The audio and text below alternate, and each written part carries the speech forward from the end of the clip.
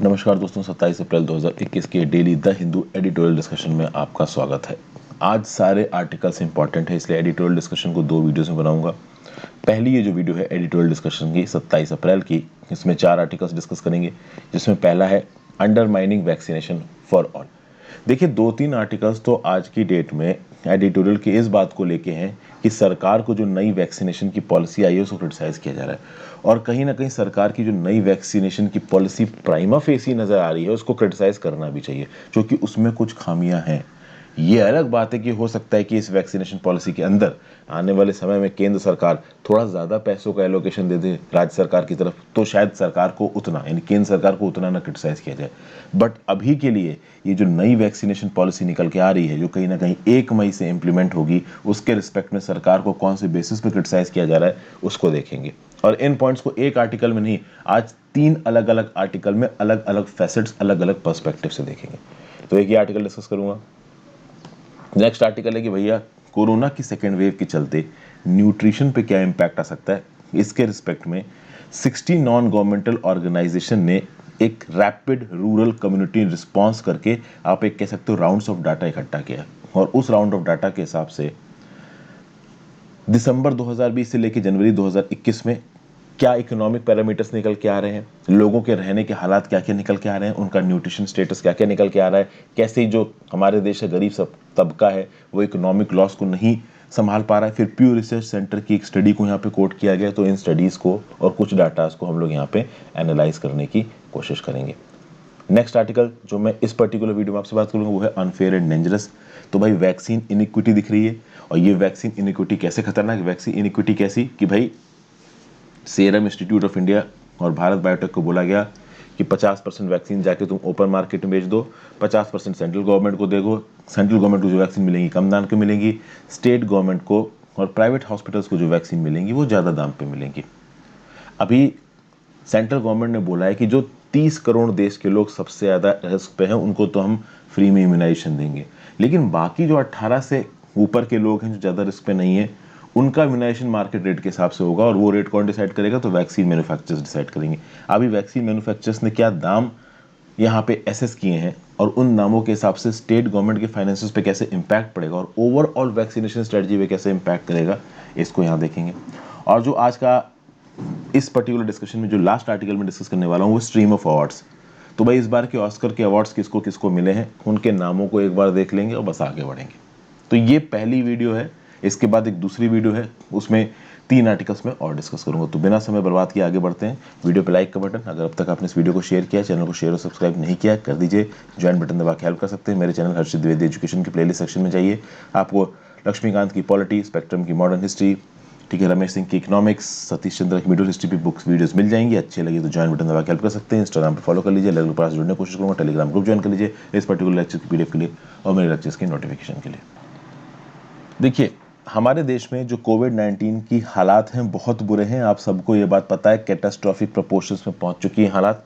आपको अपनी फैमिली में ही, अब भगवान करे सब अच्छा ही हो, लेकिन नियर फैमिली में, रिलेशंस में अब ऐसी खबरें आने लगी हैं कि भाई कोविड-19 हो गया, लंग में इन्फेक्शन फैल रहा है, कहीं ना कहीं डॉक्टर्स बोल रहे हैं कि ऑक्सीजन सिलेंडर नहीं है। तो इस प्रकार की प्रॉब्लम्स बहुत ज़्यादा बढ़ रही हैं और बहुत स्पीड में बढ़ रही हैं और हमें आसपास ही दिखाई पड़ रही हैं।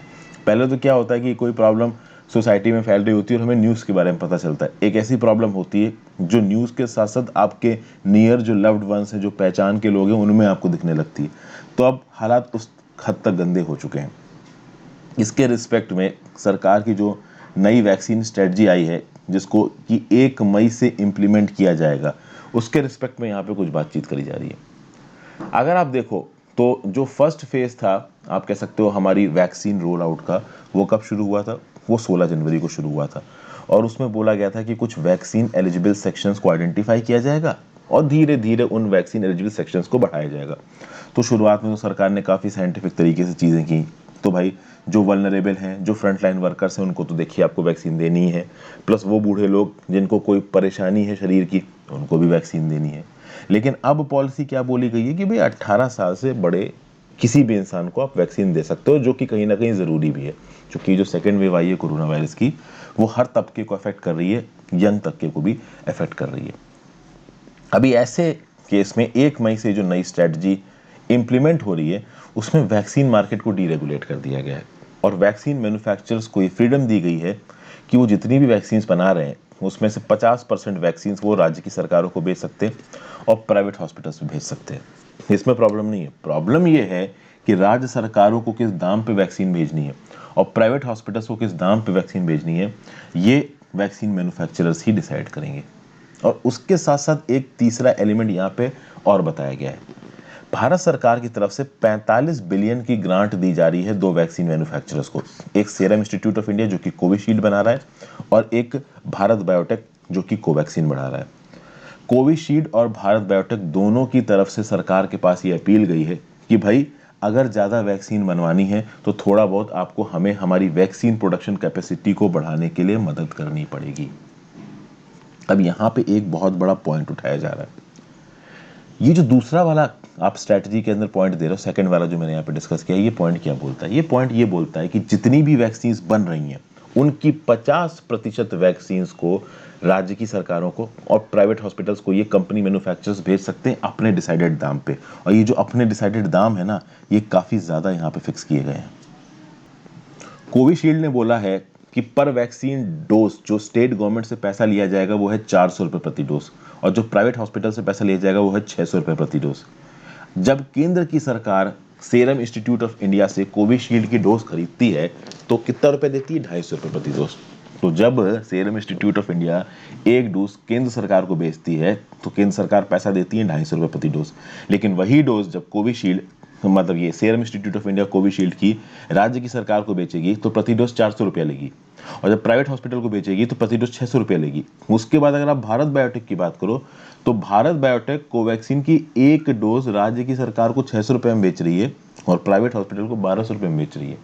मतलब 250 रुपये प्रति डोज से ये किस दाम पे पहुंच रहे हैं यहाँ पे चीजें। एक ऐसा समय जिस समय पे इतना ज्यादा कोरोना फैल रहा है, लोग मर रहे हैं, वहां पे ये प्राइवेट प्लेयर्स पैसा कमाने को घूम रहे हैं। अब चलिए यहाँ पे ज्यादा चीजों को मान लीजिए इमोशनल नहीं करते हैं और एक लॉजिकल बिजनेस माइंड से सोचते हैं कि भाई एक प्राइवेट कंपनी तो पैसा कमाएगी ही कमाएगी।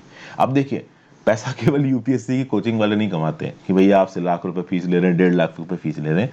वो यहाँ पे लोगों की मौत से पैसा कमा रहे हैं। ठीक है, चलिए प्राइवेट एंटरप्राइज है, वो मौत से पैसा कमा रहे हैं। खास बात दोस्तों यहाँ पे ये है कि serum institute of India, Bharat biotech जैसी कंपनीज जब ये वैक्सीन की शोध कर रही थी तब इनको दुनिया भर से पैसा मिला था। अभी रिसेंटली भारत सरकार इनको $45 बिलियन दे रही है अपनी प्रोडक्शन कैपेसिटी को बढ़ाने के लिए। तो जब ऑलरेडी शोध के दौरान, रिसर्च एंड डेवलपमेंट के दौरान अभी प्रोडक्शन कैपेसिटी को बढ़ाने के लिए इनको ठीक ठाक पैसों की मदद मिली है तो ये इतना ज्यादा प्रॉफिट कमाने के पीछे क्यों भाग रहे हैं? और अगर ये भाग भी रहे हैं, चलो एक प्राइवेट प्लेयर को मान लिया जाए कि वो धर्म मार्ट में नहीं सोचेगा, वो ये सोचेगा मुझे पैसा कमाना है। तो अगर वो पैसा कमाना सोच भी रहा है तो सेंट्रल गवर्नमेंट इसके ऊपर एक चेक क्यों नहीं लगा रही है? सेंट्रल गवर्नमेंट इसके ऊपर एक क्वेश्चन क्यों नहीं लगा रही है? ये एक बहुत बड़ा आप कह सकते हो मुद्दा उठ के यहाँ पे सामने आया है। ओके, ये जो नई वैक्सीन स्ट्रेटजी है ये बहुत से सवाल यहाँ पे उठा रही है। खास बात दोस्तों यहाँ पे ये है कि दुनिया भर की जो पब्लिक अथॉरिटीज हैं वो इस बात को जानती हैं कि उनके देश का, और उनके देश का छोड़िए, जब तक दुनिया का हर एक नागरिक सेफ नहीं है तब तक हर कोई रिस्क पे है, हर कोई सेफ नहीं है। तो यहाँ पे किसी भी कंट्री की रियलिटीज को देखते हुए वैक्सीन यहाँ पे एक फंडामेंटल राइट की तरह सामने आ रही है और वैक्सीन फंडामेंटल राइट की तरह सामने आ रही है तो वो लोगों तक पहुंचनी चाहिए। लेकिन अगर आप ओपन मार्केट में वैक्सीन के दाम बढ़वा दोगे तो ऑटोमेटिकली आप वैक्सीन के एक्सेस को काट रहे हो एक बड़े तबके की तरफ से। फिर यहाँ देखिए क्या बताया जा रहा है। गवर्नमेंट की जो एम्बिशियस वैक्सीनेशन ड्राइव थी वो front line health care worker से शुरू हुई। ठीक है, उसके बाद वो लोग जो कि 45 साल से ज्यादा के हैं बट इनको कोई बीमारी है, बाद में वो लोग जो सिर्फ 45 साल से ऊपर के हैं।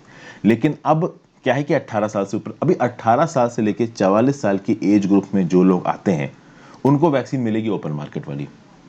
केंद्र सरकार अपने अलॉटेड कोटे में से जो राज्य सरकार को दे देगी, उसके अलावा अगर राज्य सरकार को फ्री में वैक्सीन बांटनी है लोगों को तो अपनी जेब से पैसा निकालो।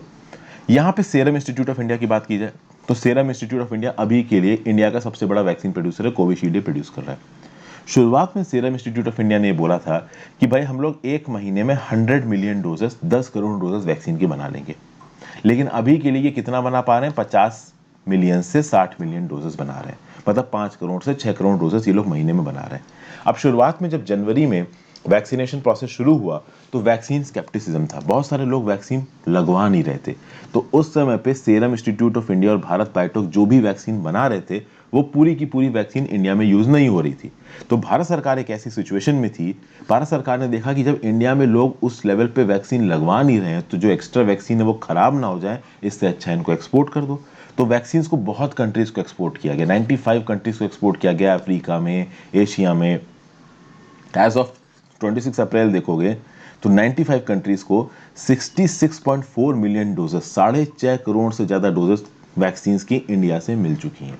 और जनवरी के समय पे ये, फरवरी के समय पे भी मैं कहूंगा कि ये जस्टिफाइड था, क्योंकि इंडिया में लोग वैक्सीन लगवाने से घबरा रहे थे, उस लेवल पे लोग वैक्सीन जाके लगवा नहीं रहे थे। ठीक है भाई, तो भारत सरकार ने एक्सपोर्ट कर दी। अब क्या है, हालात बदल गए हैं। अब इंडिया में वैक्सीन लगवाने के लिए लाइनें लग रही हैं, वैक्सीन मिल नहीं रही हैं। लोग रात में लाइन में खड़े होते हैं, अगले दिन दोपहर हो जाती है, डॉक्टर वाला वापस भेज देता है कि भाई वैक्सीन खत्म हो गई। अगर आप देखो तो अब तक 142 मिलियन वैक्सीन डोजेस एडमिनिस्टर की जा चुकी हैं कंट्री में। इंडिया में तीसरे नंबर की सबसे ज्यादा वैक्सीन डोजेस दी जा चुकी हैं लोगों को। हालांकि एब्सोल्यूट पॉपुलेशन शेयर की बात करोगे तो 2% से कम लोगों को इंडिया में दोनों डोजेस मिले हैं। और अगर सिर्फ एक डोज की बात करो तो हमारे देश की 9% से कम पॉपुलेशन को यहाँ पे कहीं ना कहीं वैक्सीन दी गई है। अब एक डिमांड सप्लाई मिसमैच देखने को मिली है भाई, बहुत सारे लोग वैक्सीन लेना चाहते हैं और वैक्सीन इतनी है नहीं। और ये जो डिमांड सप्लाई के बीच का मिसमैच है, ये आगे आने वाले समय में बढ़ने वाला है, क्योंकि 1 मई से 18 साल से ज्यादा का कोई भी इंसान वैक्सीन लगवाने के लिए यहाँ पे एलिजिबल है। ओके, अब बेसिकली यहाँ पे सीरम इंस्टीट्यूट ऑफ इंडिया, जिसने पहले बोला था कि भाई हम प्रति महीना 100 मिलियन डोजेस बनाएंगे, वो प्रति महीना 100 मिलियन डोजेस क्यों नहीं बना पा रहा है? उसके लिए ये बहाना क्या दे रहे हैं? उसके लिए बहाना ये दे रहे हैं कि भाई यूनाइटेड स्टेट्स की सरकार ने एक डिफेंस प्रोडक्शन एक्ट लगा दिया है, और उस डिफेंस प्रोडक्शन एक्ट के चलते वैक्सीन में लगने वाले कुछ की रॉ मटेरियल्स हमको नहीं मिल रहे हैं। तो वो की रॉ मटेरियल्स इंडिया में इंपोर्ट नहीं हो पा रहे हैं। तो पहली तो ये प्रॉब्लम बता रहा है सीरम इंस्टीट्यूट ऑफ इंडिया कि हम ज़्यादा बड़े स्केल पे कोविशील्ड क्यों नहीं बना पा रहे हैं। दूसरा, सीरम इंस्टीट्यूट ऑफ इंडिया ये बता रहा है कि भाई प्रोडक्शन को एक्सपेंड करने के लिए हमको फाइनेंशियल कैपेसिटी चाहिए। तो भारत सरकार से रिक्वेस्ट मांग रहे हैं, ग्रांट मांग रहे हैं सीरम इंस्टीट्यूट ऑफ इंडिया कि भाई हमको 30 बिलियन रुपीस की ग्रांट दीजिए, हमें अपनी वैक्सीन प्रोडक्शन कैपेसिटी को बढ़ाना है। और रिसेंटली ही सरकार ने 45 बिलियन रुपीस की ग्रांट दी है 2 कंपनीज को, एक सीरम इंस्टीट्यूट ऑफ इंडिया को और एक भारत बायोटेक को। तो अब आप समझ गए ना यहाँ पे कि सीरम इंस्टीट्यूट ऑफ इंडिया ने अगर 100 मिलियन डोजेस प्रति महीने बनाने की बात की है, तो वो प्रति महीने 100 मिलियन डोजेस क्यों नहीं बना पा रहे हैं? इसकी 2 वजह हैं। एक तो यूएसए से रॉ मटेरियल आना बंद हो गया, चलिए वो एक मैं वाजिब वजह मान सकता हूं। दूसरी वजह क्या है कि भाई हमारे पास प्रोडक्शन कैपेसिटी नहीं है। भाई देखिए, सीरम इंस्टीट्यूट ऑफ इंडिया 250 रुपए प्रति डोज पे भी वैक्सीन बेच के ठीक ठाक पैसा कमा रहा है, ये मैं आपको बता दूं। ओके, लेकिन फिर भी कहता है ना कि ऐसे समय पे आप जितना ज्यादा पैसा कमा लो, वो जो कंज्यूमरिस्ट कल्चर, वो जो कैपिटलिस्ट माइंडसेट होता है, वो कैपिटलिस्ट माइंडसेट यहाँ पे एट प्ले है। तो वैक्सीन की भाई कहीं ना कहीं सप्लाई क्रंच होने वाला है। उसके साथ साथ मैं आपको एक और बात बता दूं, सीरम इंस्टीट्यूट ऑफ इंडिया दुनिया भर के बहुत सी गवर्नमेंट से ऑलरेडी ऑर्डर ले चुका है, और उसको वो वैक्सीन बना के उन गवर्नमेंट्स को भी देना है। और at the same time serum institute of India के ऊपर भारत सरकार का भी प्रेशर आ रहा है।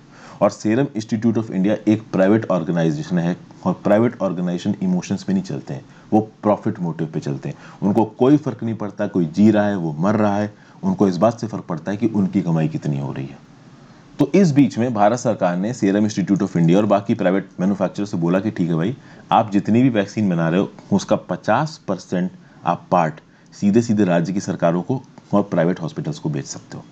समझ गए? और राज्य की सरकारों को, प्राइवेट हॉस्पिटल्स को जो आप वैक्सीन बेचोगे उसमें आप दाम भी अपने हिसाब से फिक्स कर सकते हो। अब यहाँ पे चीजें प्रॉब्लमेटिक हो गई। प्रॉब्लमेटिक कैसे हो गई कि यहाँ पे केंद्र सरकार ने सीरम इंस्टीट्यूट ऑफ इंडिया और भारत बायोटेक से बोला कि जो वैक्सीन आप भेज रहे हो राज्य की सरकार को और प्राइवेट हॉस्पिटल्स को, जो 50% वैक्सीन बेचोगे, उनके दाम आपको प्री डिक्लेयर करने पड़ेंगे। अभी दाम प्री डिक्लेयर करने की बात हुई तो जैसा कि मैंने पहले आपको बताया कि केंद्र सरकार प्रति डोज के लिए कितना दे रहा था इन कंपनीज को, 250 रुपया। लेकिन अब कोविशील्ड ने बोला है कि भैया हम राज्य की सरकार को वैक्सीन देंगे एक डोज 400 रुपए की और प्राइवेट हॉस्पिटल को 600 रुपए की।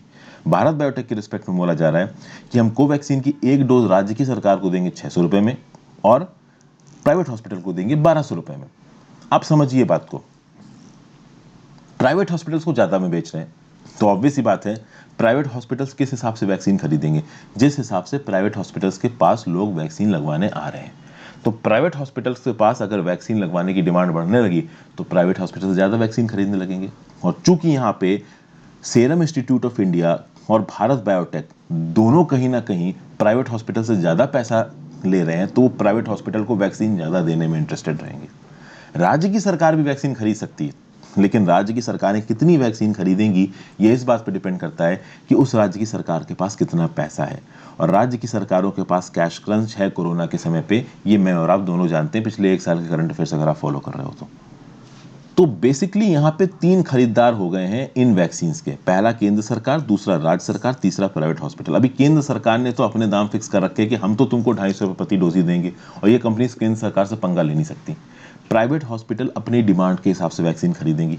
तो मेरे जैसे, आपके जैसे लोग जो थोड़ा बहुत वैक्सीन अफोर्ड कर सकते हैं, जिनको लग रहा है कि भैया अब कोरोना पकड़ा, वो कहीं ना कहीं प्राइवेट हॉस्पिटल वाले से बोलेंगे कि भाई ठीक है, मैं दे दूंगा 1500 रुपये, 2000 रुपये, मेरी वैक्सीन लगा दो। लेकिन हर आदमी अपनी जेब से 1500, 2000, 2500 निकालने को तैयार नहीं है।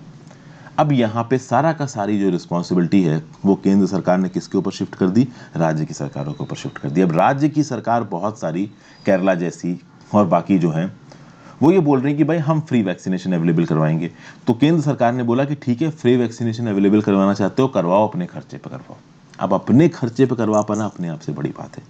18 से 44 साल की जो हमारी, आप कह सकते हैं, पॉपुलेशन का हिस्सा है, अब अगर उसको प्रॉपर तरीके से वैक्सीन अवेलेबल करवाना है, इक्विटेबल तरीके से, तो राज्य की सरकारों को अपनी जेब से पैसा निकालना पड़ेगा। लेकिन राज्य की सरकारों के पास इतना पैसा नहीं है।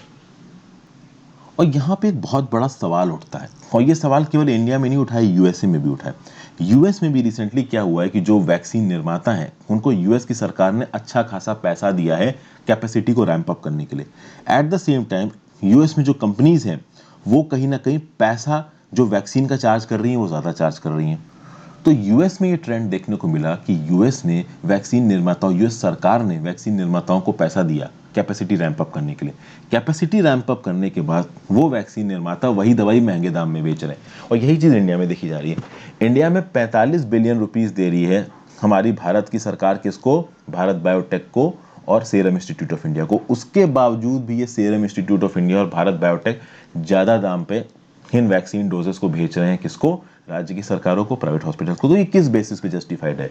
जब ऑलरेडी आपको अपने कैपेसिटी एक्सपेंशन के लिए पैसा दिया जा रहा है, तो आप दाम दुगने तिगुने क्यों कर रहे हो वैक्सीन बेचने के? ये एक बहुत बड़ा सवाल मिलता है। और क्या इस ओपन लाइसेंसिंग के मॉडल के अंदर वैक्सीनेशन फॉर ऑल के सिद्धांत को आप मीट कर सकते हो? ऑब्वियस ही बात, आप नहीं मीट कर सकते हो, ठीक है ना। सरकारों को यहाँ पे रिस्पॉन्सिबिलिटी उठानी पड़ेगी। जो अपर मिडिल क्लास तबका या कह लीजिए लोअर मिडिल क्लास तबका है, वो जैसे तैसे खींच ताच के जाके प्राइवेट हॉस्पिटल से वैक्सीन ले लेगा, अगर इस प्रकार से कोरोना के केसेस आगे आने वाले समय में बढ़ते रहे। लेकिन राज्य की सरकारों को यहाँ पे प्रॉब्लम आने वाली है। राज्य की सरकार यहाँ पे बहुत स्ट्रगल करने वाली है। तो ऑब्वियस ही बात है, केंद्र सरकार को यहाँ पे इंटरवीन करना पड़ेगा, ठीक है। केंद्र की सरकार किस हद तक इंटरवीन करती है, किस हद तक राज्य की सरकारों की मदद करती है, आगे आने वाले समय में पता चलेगा। अब देखिए, केंद्र सरकार के ऊपर प्रेशर है। बहुत लंबे समय तक केंद्र सरकार इस प्रेशर को रेजिस्ट नहीं कर सकती। एक समय के बाद केंद्र सरकार को अपनी जेब से पैसे और ढीले करने पड़ेंगे। अभी कितना ढीले करते हैं ये आगे आने वाले समय में पता चलेगा। लेकिन ये जो वैक्सीन के एडमिनिस्ट्रेशन का प्रोसेस है, इसको बहुत मिशन मोड में लेके चलना पड़ेगा, क्योंकि हालात बहुत ज़्यादा खराब है। आगे बात करते हैं। Another wave spells more nutrition loss. The inability of those already on the brink of subsistence to absorb a second economic shock cannot be overlooked. क्या बात की जा रही है यहाँ पे? तो भैया कोरोना वायरस की बात की जा रही है। आज की डेट में आप किस और चीज़ के बारे में बात करोगे? कोरोना ही कोरोना फैला है चारों तरफ। कोरोना वायरस की जो पॉलिटिकल और सोशल हैंडलिंग है वो तो ख़राब रही है।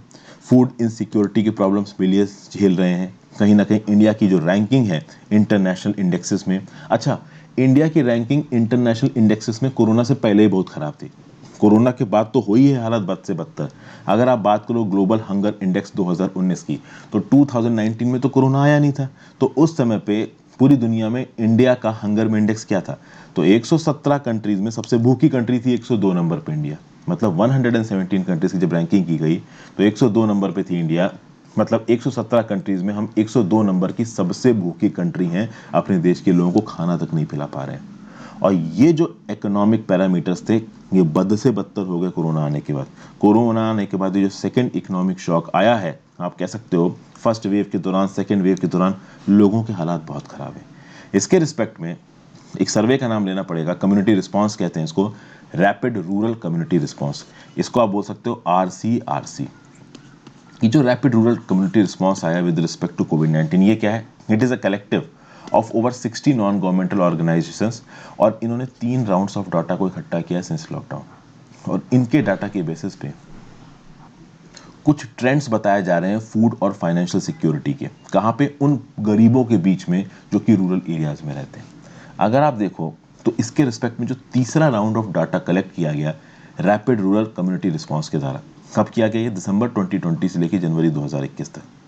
यहाँ पे 11,766 हाउस होल्ड से डाटा कलेक्ट किया गया है 64 डिस्ट्रिक्ट से। कौन कौन से स्टेट से? आसाम से, बिहार से, छत्तीसगढ़ से, गुजरात से, झारखंड से, मध्य प्रदेश से, महाराष्ट्र से, उड़ीसा से, राजस्थान से, तेलंगाना से और उत्तर प्रदेश से। क्या बोलता है डाटा? और डाटा मैं बता दूं पहले ही आपको, बहुत हार्ट ब्रेकिंग है। क्या है डाटा? डाटा ये है कि भाई even 9 months after the first lockdown, revival period के दौरान ये देखने को मिला कि कहीं ना कहीं लोग जो खाना खा रहे थे उस खाना में कटौती हो रही थी। समझिए, जब लॉकडाउन लगा 25 मार्च, मान लो लॉकडाउन लगा, मान लो अप्रैल 2020 से लॉकडाउन शुरू हुआ, तो अप्रैल, मई, जून, जुलाई, अगस्त, सितंबर, अक्टूबर, नवंबर, दिसंबर में 9वां महीना चल रहा है। सितंबर के बाद से केसेस कम होने लगे, इकोनॉमिक एक्टिविटी थोड़ी बहुत बढ़ने लगी है। लेकिन इस पीरियड के समय पे भी क्या देखा गया? इस पीरियड के समय पे भी ये देखा गया कि शुरुआत में 40% और बाद में 25% लोग अपने फूड इनटेक को काट रहे थे। हाउस होल्ड्स ने दिसंबर और जनवरी, मतलब दिसंबर 2020 और जनवरी 2021 में ये रिपोर्ट किया कि न्यूट्रिशियस फूड यानी कि मिल्क, वेजिटेबल्स, पल्सेस ऑयल, इनकी कंजम्पशन में 80% कटौती हो रही थी। और पल्सेस तो देखिए एक महंगी चीज़ है। अगर आप एक अच्छी अरहर की दाल लेने जाओगे तो 200-250 रुपये प्रति किलो से कम में आपको नहीं मिलेगी। तो एक गरीब आदमी क्या सोचेगा कि यार 200-250 रुपये की दाल क्या खाऊं, आलू ले आता हूँ पका के खा लेता हूँ, वो 10 रुपये 15 रुपये प्रति किलो मिलते हैं, बेकार वाले।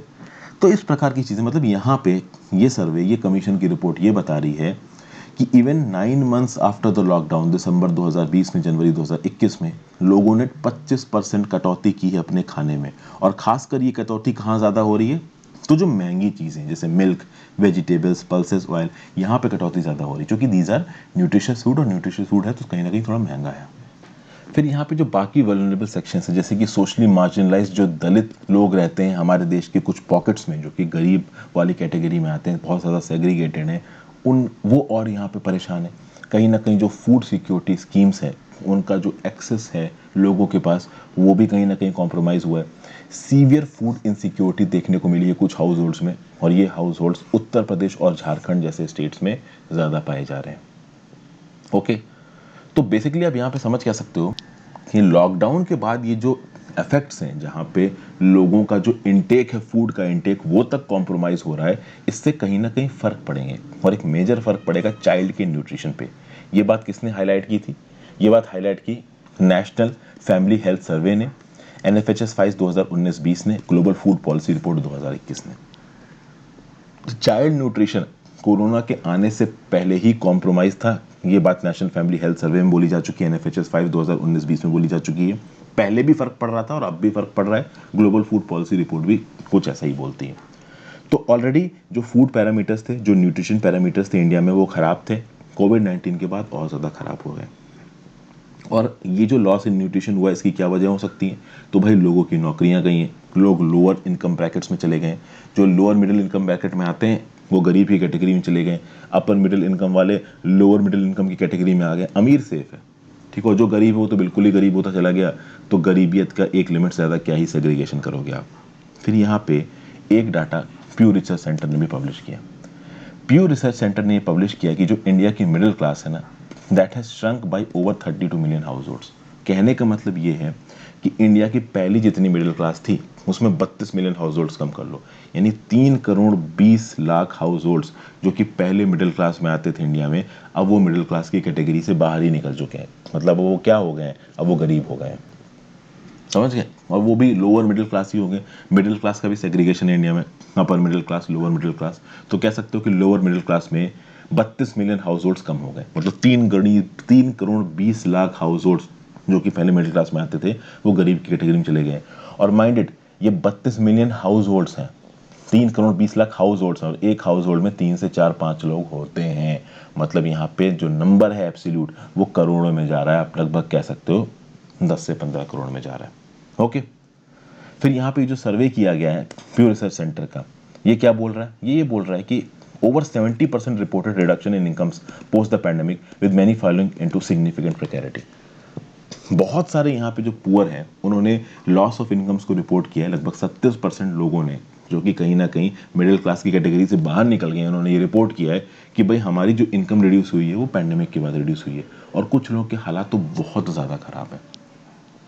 फिर यहाँ पे कुछ और फैक्ट्स दिए गए।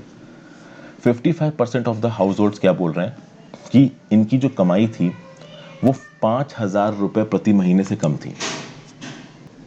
कब? पैंडेमिक से पहले। मतलब पैंडेमिक से पहले अगर 55% ऑफ द हाउस होल्ड्स की कमाई 5,000 रुपये प्रति महीने से कम थी, तो पैंडेमिक के बाद दिसंबर 2020 से लेकर जनवरी 2021 में जो सर्वे कराया गया उसमें 74% लोगों ने बोला कि उनकी कमाई 5,000 रुपये प्रति महीने से कम है।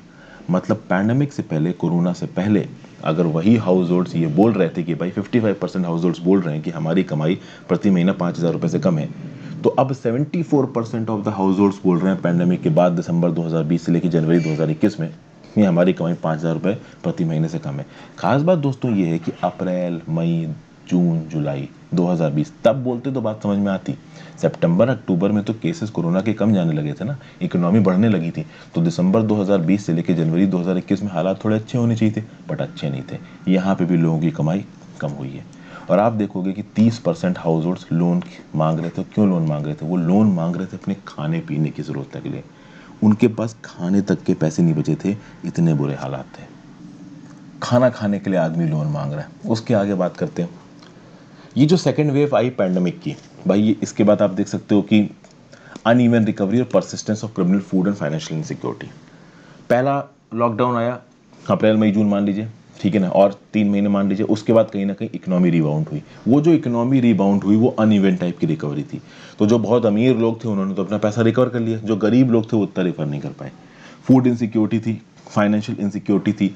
वो माइग्रेंट्स जो कि पहले शहर छोड़ के गए थे, थोड़ा थोड़ा करके वो शहर वापस आने लगे। वापस आने में भी उनको डर लग रहा था कहीं फिर से लॉकडाउन न लग जाए, चूंकि कोरोना तो गया नहीं है। अब समझिए, यहाँ पे पहले लॉकडाउन के दौरान मिड 2020 में जो आया था, आप समझिए 74% households and migrant members who had return to the village. गांव में जो सर्वे करवाई गई है उस सर्वे में पता चला कि 74% हाउस होल्ड्स में कोई ना कोई माइग्रेंट मेंबर था। ऐसा माइग्रेंट मेंबर जो किसी शहर में जाके काम कर रहा था, लॉकडाउन लगा अप्रैल मार्च 2020 वाला, और वो अपने गांव वापस आ गया। तो 74% हाउस होल्ड्स गाँव में ऐसे थे जहाँ पे एक ना एक माइग्रेंट मेंबर था जो कि वापस आया था लॉकडाउन के बाद। अभी जितने भी लोग वापस आए थे उसमें से आप देखो, जब लॉकडाउन हटा तो दिसंबर 2020 से जनवरी 2021 में 57% लोग वापस शहर गए। मतलब जो लोग वापस आए थे उसमें से 57% लोग वापस गए हैं फिर से शहरों में काम करने के लिए। और जो बचे हुए हैं जो वापस नहीं गए उसमें से 59% अभी भी वापस जाना चाहते हैं। लेकिन हालात ये हैं कि कोरोना की जब सेकेंड वेव ऑफ इन्फेक्शन आई है तो जो बहुत सारे लोग वापस चले गए थे शहरों में काम करने के लिए वो फिर से वापस आ रहे हैं। चेन्नई में कल मेरी दोस्त से बात हुई, बीएचईएल में सीनियर इंजीनियर है वो बता रहा है लेबर के हालात इतने अच्छे हैं कि मुश्किल से 2 महीने की लेबर के हालात इतने बुरे हैं कि मुश्किल से उनको 2-3 महीने की तनख्वाह मिली है और अब वो अपने घर वापस भाग रहे हैं। बिहार फ्लाइट की टिकट करा के जा रहे हैं लेबर। सोचिए, चेन्नई में बिहार से लेबर्स आए हैं, और ये एक प्रैक्टिकल एक्सपीरियंस में बता रहा हूँ। और हालात इतने ख़राब हैं, मुश्किल से 2 से 3 महीने की इनकी तनख्वाह मिली है और इनकी महीने की तनख्वाह 4 या 5 हज़ार रुपये ही होती है। और अब ये फ्लाइट करा के वापस जा रहे हैं और चेन्नई से बिहार की फ़्लाइट का कॉस्ट ही 6,000 रुपया है। तो इन्होंने क्या कमाया होगा, क्या बचाया होगा, आप इस बात को मतलब समझ ही सकते हो। हालांकि ये डाटा मैं एक प्रैक्टिकल डाटा बता रहा हूँ, इसको कहीं कोट नहीं कर सकते हो आप। ओके, फिर बात की जाए कि चलो ठीक है, वो माइग्रेंट्स जो कि फर्स्ट लॉकडाउन के दौरान वापस लौट गए थे, सेकंड लॉकडाउन के दौरान वापस लौट गए थे, क्या उनके पास उनके गांव में कोई सोशल प्रोटेक्शन स्कीम का बेनिफिट है? तो एक सोशल प्रोटेक्शन स्कीम है MNREGA. Mahatma Gandhi national rural employment guarantee act, लेकिन इसके जो इफेक्ट्स हैं वो भी लिमिटेड है। आप देखोगे कि भाई एक बड़ा अच्छा स्टैटिस्टिक दिया हुआ है, among the poorest households with migrants were more likely to seek work than those without work but less likely to कर वर्क। मतलब वो हाउस होल्ड्स गाँव में जहाँ पे एक माइग्रेंट है, अभी वो माइग्रेंट पहले तो शहर में आके काम करता था, लेकिन शहर में काम बंद हो गया तो वापस गाँव पहुँच गया। तो गांव के वो हाउस होल्ड जहाँ पे एक माइग्रेंट है वो अब ज़्यादा वर्क ढूंढ रहे हैं मनरेगा में, और गांव के वो हाउस होल्ड्स जहाँ पे माइग्रेंट नहीं है वो कम वर्क ढूंढ रहे हैं मनरेगा में। तो बेसिकली गांव के वो हाउस होल्ड्स, हमारे रूरल इलाके के वो हाउस होल्ड्स जहाँ पे एक माइग्रेंट है, दे आर 43% जो कि कहीं ना कहीं मनरेगा के अंदर काम ढूंढ रहे हैं। लेकिन गांव के वो हाउस होल्ड्स जहाँ पे कोई भी माइग्रेंट वर्कर नहीं है, उसमें से 32% लोग मनरेगा के अंदर काम ढूंढ रहे हैं। लेकिन समझिए, गांव के वो हाउस होल्ड्स जिनके यहाँ पे माइग्रेंट नहीं है उनको मनरेगा के अंदर काम मिलेगा, इसके 59% चांस है। लेकिन गांव के वो हाउस होल्ड्स जहाँ पे एक माइग्रेंट वर्कर है उनको मनरेगा के अंदर काम मिलेगा, इसके 49% चांसेस है। तो इस पर्टिकुलर स्टैटिस्टिक से क्या पता चल रहा है? इस पर्टिकुलर स्टैटिस्टिक से ये पता चल रहा है कि हमारे रूरल इंडिया में वो घर जहाँ पे माइग्रेंट प्रेजेंट है वो कहीं ना कहीं मनरेगा के अंदर काम ज़्यादा ढूंढ रहे हैं, बट उनको मनरेगा के अंदर उतना काम मिल नहीं पा रहा है। समझ गए बात को? तो ये सब बातें यहाँ पे कुछ ऐसे स्टैटिस्टिक्स हैं जो कि कहीं ना कहीं परेशान करने वाले हैं। प्लस भाई हाउस होल्ड्स की हालत और बहुत सी बातों में ख़राब हो गई है, उनकी सेविंग्स खत्म हो गई हैं, डेप्ट लाइबिलिटीज़ उनके सामने बहुत ज़्यादा आ चुकी हैं, अनएम्प्लॉयमेंट बढ़ ही रहा है। सरकार यहाँ पे क्या कर रही है? सरकार की जो सबसे पहले रिस्पॉन्सिबिलिटी बनती है फूड सिक्योरिटी लेके आना। तो कहीं ना कहीं सरकार ने फिर से प्रधानमंत्री गरीब कल्याण अन्न योजना को शुरू किया, जिसमें बोला गया कि भाई अगले 2 महीने के लिए 5 kg राइस और व्हीट प्रति पर्सन पर मंथ दिया जाएगा। इसको मैंने अपने करंट अफेयर्स में डिस्कस भी किया था आपके साथ। ज़रूरी है, ये है पल्सेस जैसी चीज़ों को प्रोवाइड करना, मनरेगा के अंदर ज़्यादा काम दिलाना, अर्बन एम्प्लॉयमेंट स्कीम, इसके ऊपर तो जाने कितने दिन से बात चल रही, लेकिन अभी तक अर्बन एम्प्लॉयमेंट स्कीम को लेके कोई भी केंद्र सरकार की तरफ से प्रॉमिस नहीं आया और मुश्किल ही है।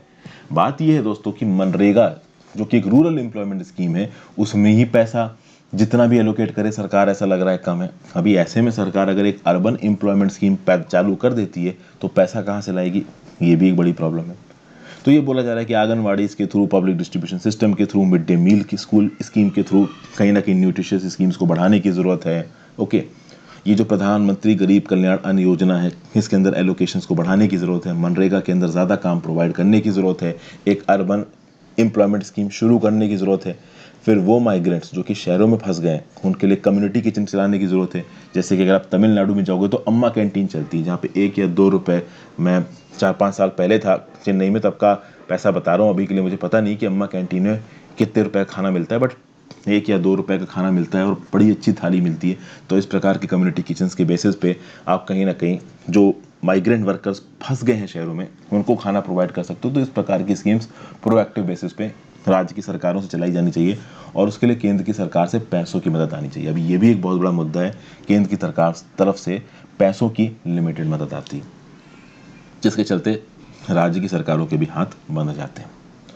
तो ये सारे पॉइंट्स थे। अगले आर्टिकल पे चलते हैं, unfair and dangerous on vaccine iniquity.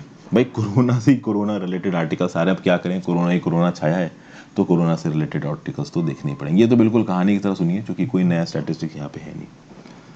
वही बात बोली जा रही है कि ये जो नई स्ट्रैटेजी लेके आए हैं वैक्सीनेशन की केंद्र सरकार, उसके चलते केंद्र सरकार अपनी रिस्पॉन्सिबिलिटी को एब्डिकेट कर रहा है। क्या बता रहे हैं यहाँ पे ऑथर, क्या रिस्पॉन्सिबिलिटी केंद्र सरकार की? तो केंद्र सरकार की रिस्पॉन्सिबिलिटी है कि सबको फ्री वैक्सीनेशन कराया जाए। सारे एज ग्रुप्स में जितने भी ग्रुप हैं, जितने भी पुअर हैं, उनको फ्री वैक्सीनेशन मिलना चाहिए।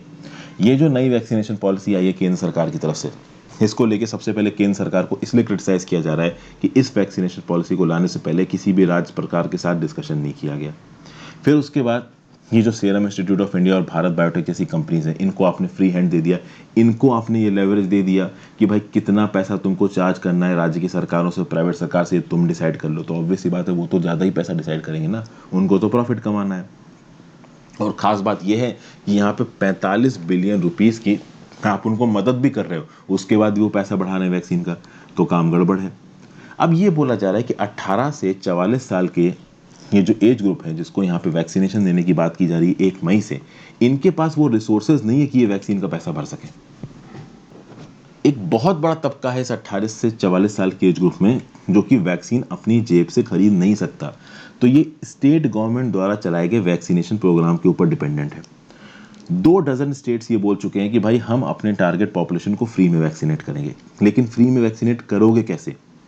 यूनियन सरकार ने तो ये बोल दिया है कि जो 300 मिलियन लोग हैं जिनको पहले यूनियन सरकार ने आइडेंटिफाई किया है, जो कहीं ना कहीं 45 साल से ज़्यादा की उम्र पे हैं, उनको कहीं ना कहीं यूनियन गवर्नमेंट फ्री में वैक्सीन अवेलेबल करवाएगी। लेकिन जो बड़ा तबका है 60 करोड़ लोगों का, जो कि 18 साल से लेकर 44 साल के एज ग्रुप में आता है, इनकी वैक्सीनेशन में सेंट्रल गवर्नमेंट ने किसी भी फ्री का अरेंजमेंट नहीं किया। चलिए आपने फ्री का अरेंजमेंट नहीं किया, लेकिन यहाँ पे भारत बायोटेक और सीरम इंस्टीट्यूट ऑफ इंडिया के द्वारा राज्य सरकारों के लिए और प्राइवेट हॉस्पिटल के लिए जो पर डोज वैक्सीन के दाम फिक्स किए गए ना, ये दाम बहुत ज़्यादा है। अगर ये दाम केंद्र सरकार को जो दाम पड़ रहे थे उससे थोड़े ज़्यादा होते तो भी ठीक होता, लेकिन यहाँ पे दाम बहुत ज़्यादा चार्ज किए जा रहे हैं।